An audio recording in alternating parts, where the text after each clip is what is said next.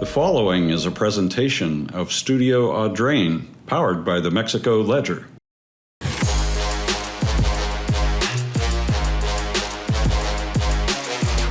And good morning, everybody, and Merry Christmas. It is the Christmas edition of the Mexico Ledger Saturday morning sports show, live from Slumberland, and I'm your host, and we have some great guests here with us today. As a matter of fact, Matty Tolbert is back home, and she's a sports reporter. Been in Mexico for quite some time, just graduated off to college at William Woods, and Matty, good to have you back home. It's good to be back. I miss it here. Yeah, absolutely. Head coach Bob Curtis of the Community R6 boys basketball team. As a matter of fact, he just reached a recent milestone, 400 wins, Coach. And first off, congratulations on that. Thank you very much, Matt. I appreciate it. Well, I've had the privilege of calling some of your games, and the Final Four down in Springfield. Those are always very special. But when you look back, what does this achievement mean to you? Well, I think my favorite thing the other night was just 2 decades of players that I've coached that came to the game and shared the moment and the memories with them, and the players are really what mean a lot to me, and seeing them there and supporting and just the program success is really what it's about, and I couldn't be more happy. The game. I was lucky enough that, for whatever reason, it ended up being against my alma mater. I went to Sturgeon High School, and so how it worked itself out, I don't know. But we played Sturgeon for that 400th win, and the other crowd was super kids that I played with in high school and people that I know very well. And so both teams were very nice to me that night on my 400th win. So it was very, very special. 2005, I believe, is whenever it all started at Community R6. Did you ever imagine back then that you would be reaching 400 wins? 21 years sounds like a long time, but it's definitely been quicker than it sounds. This is my 25th year as a coach, 21 at Community, and I don't know as you ever feel like you're going to reach a milestone like that. Our players, my assistants, have had a lot of help in getting to that number, and then just families making it a priority, making basketball a priority in our community, and just very blessed and having a lot of fun. Still doing it after 25 years. I'm still excited about it. Every night that we play, it's still in me. Do you remember your first win? Wow. I know it was at Knox County. I know I was coaching boys basketball at the time, and a group of boys I truly enjoyed. But as far as who we were playing, I do not know exactly who we were playing. But it was a win. It was a win, and it was definitely a moment that kind of justifies, okay, well, you can do this, right? So when you're a young coach and that first year I was still learning, I can remember the feeling that you're very satisfied that, okay, I think I can do this, right? And so that's when that first win, that's kind of what that means for sure. 9 district titles, 6 conference titles, 2 Final Fours. I think I have all those stats right. Yes, sir. What's kind of been the key to building a successful program at Community R6? Well, I think, we've put a lot of time and effort in this summer. We've worked on relationships. We've spent time showing kids how much we care about it, and I think they fall in line with that. We've won 9 in that 21 years, but I think we've played in about 14. So even in the years where we didn't win the district, we got to the district championship. And so showing kids that this is the standard, right? This is what we're trying to achieve, and this is what we want to get to, and talking to them about their ceiling. What do they want out of their season?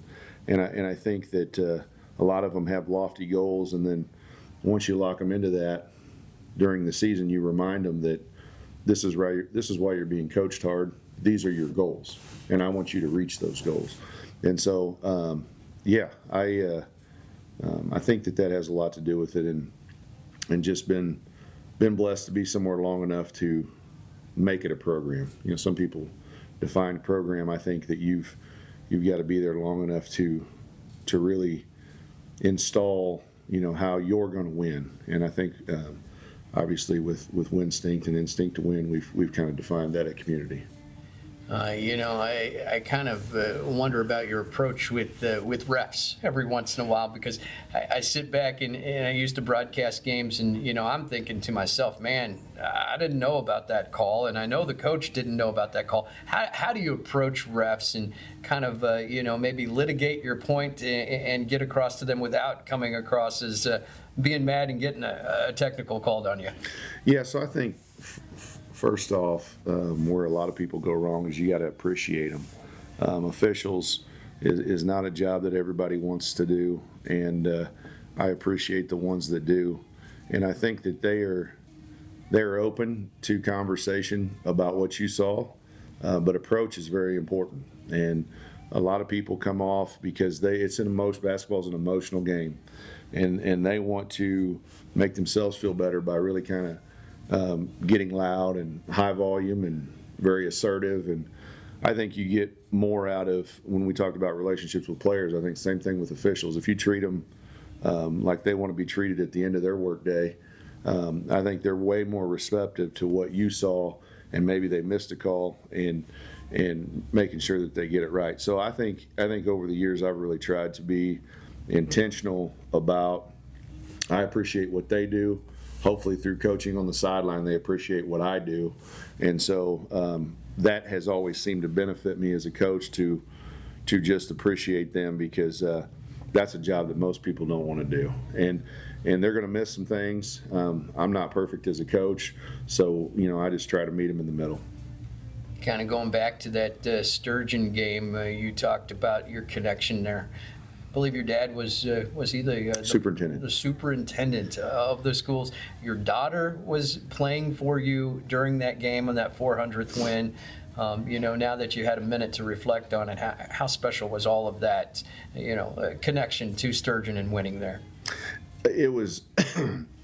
I couldn't have scripted it any better, to be honest. Coach Caros came back to me. She was my assistant coach for many, many years, and she really missed it the 2 years that she wasn't around. So I'm going to start with that. She is a big part of this program, and she definitely takes care of some of the things that I may miss, and so we make each other a good product as a coaching staff. But my dad at superintendent principal at Sturgeon for 30 years. That doesn't happen very often. He was there for 30 years as the principal and superintendent, and my mom was also a history teacher there. So that community, I know all those families very, very well. And Jocelyn on that night, she had 21 points. She really had a great game, which, again, I couldn't have scripted that any better. That was very special for her to have a big night, and I don't think she missed a free throw in that contest, and was just super tough. And so everything that you would have wanted on that night kind of came together. I even saw some old players that I went to the Final Four with. Their kids were actually playing against my kid. How does that happen, right? And so, we got to share in the moment after the game. Our kids were playing against each other. So that couldn't have been any more special, to just see some kids I went to school with that now have kids playing. Do you have any pre-game rituals, anything that you do before every game, or is there a song that you listen to that gets you hype, or what's your go-to before a game? I would say that definitely music is a part of my getting in game mode. We have some. The girls, we definitely have a list of songs that we've got to come out to, and we've definitely got the lights and Kill the Lights and the whole bit. But probably one of the things that stands out a little bit more is after a win. If it's a big win, it kind of turns into a water fight at times after a game. And so I sometimes will get some ammunition from the sidelines, and because I know that they know it was a big game and it was a big win. Right. And so when we get to the locker room, it is sometimes 15-on-1. You know what I mean? But I put up a good fight in there, and because we want to celebrate like the NBA or the Division I basketball. and really, embrace that when we get in the locker room. So I'd say that probably the water fight after the game, we definitely try to celebrate it right in the locker room. So big wins, we definitely go that route. So Who are some good role models in women's sports today that you would like to have your kids look up to? yeah, we spent some time. We spent some time over the summer. We went out to Indianapolis, and we saw where Indiana Fever basketball has gone and women's basketball has gone, and to share that with my daughters. Sophie Cunningham was a player that actually did basketball camps at Community back in the day. Sophie and Lindsay did, and so my kid Jocelyn grew up with them, instructing them individually in our gym, and then to go see her play at the WNBA level was super special. And so I would say that is definitely someone from the area that has made an impact on my kids, and we could go share. That trip was super special. We got to go, Hoosiers is one of my favorite movies. When we went to the Final Four, I made sure I took the whole team, and we watched Hoosiers and understood what that was. And we went to the Hoosier gym on that trip. It's about 40 minutes from Indianapolis. And so that was an awesome experience to be there with my family and just make it a basketball trip, right? And we did that, stopped at the Larry Bird Museum. And so it was a great, but as far as the connection to women's basketball, what's going on right now with just packing the stands and the impact of obviously Sophie in this area and on my family, I'd say that's where I run to. Absolutely, Coach. Well, 400 wins. Congratulations on the milestone, Matty. We haven't even talked to you about the things you're learning about sports broadcasting. Kind of tell us a little bit about that. You're covering college sports now. How's that a little bit different from whenever you were covering high school sports?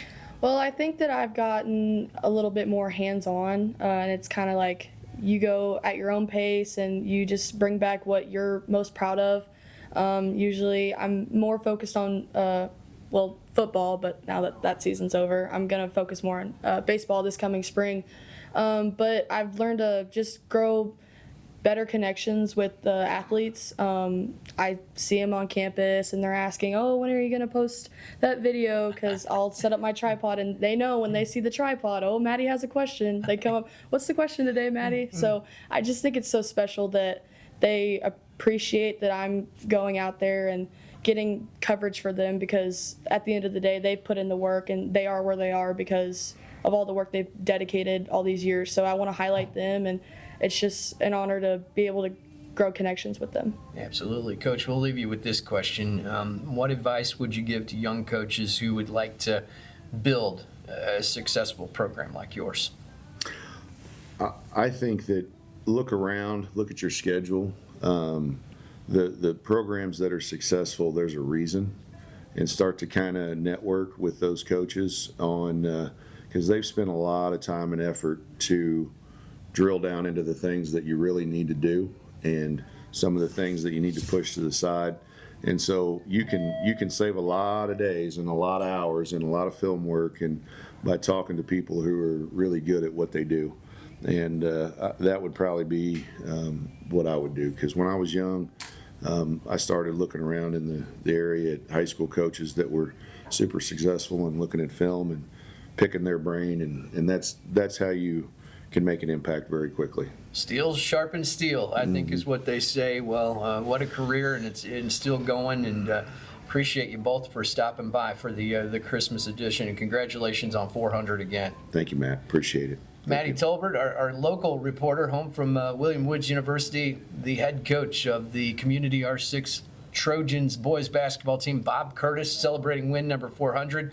We're celebrating our Christmas edition here, and we want to thank our sponsors, because without them, none of this is possible. Slumberland Furniture, of course, of Mexico, our studio sponsor with our nice backdrop here. Check out all the deals at Slumberland and see Andy and Logan. Also, United Credit Union, Weber Family of Pharmacies, Arthur Center Community Health, the Mexico School District, the Community R6 School District, and the Van Far School District. This has been another edition of the Saturday Morning Sports Show, the Christmas edition, live from Slumberland in Mexico.